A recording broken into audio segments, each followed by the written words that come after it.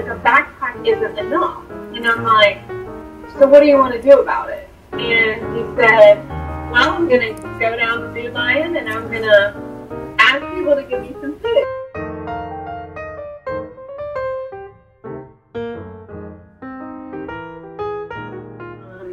He raised about $300 and about 1,400 pounds of food. Wow. Fast forward to this year, his third food drive, and he raised $11,000. Oh my gosh. And, wow. Yeah, game changer.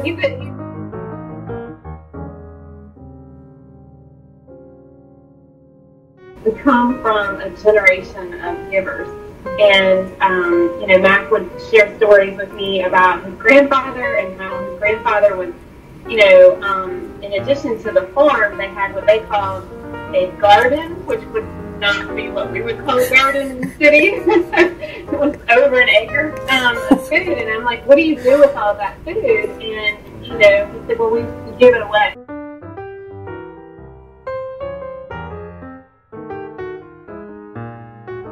We really didn't think that it would snowball into what it has. And he just needed a little bit of guidance to get started. And he needed a little bit of support from us financially. He needed a card table, poster board.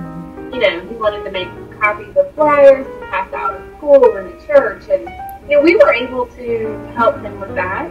But then we started thinking that there are probably a lot of other kids in the United States who are like William.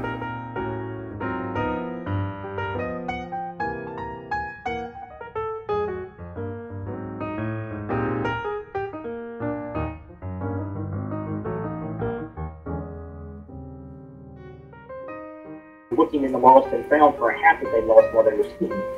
And they saw all these hats and gloves and coats in this bin.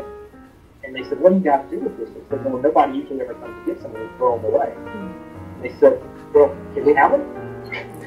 And they filled up the back of their mom's Suburban with these lost and found clothes, took them home, washed them and folded them, and then gave them to the homeless people. They don't have a ton of restrictions around the projects outside of they have to be doing good, and they have to be helping someone or something, and they can't discriminate, and they can't have a political motivation. The only way that we are really, truly going to solve the problems that our world faces are for us all to keep helping our brothers and sisters.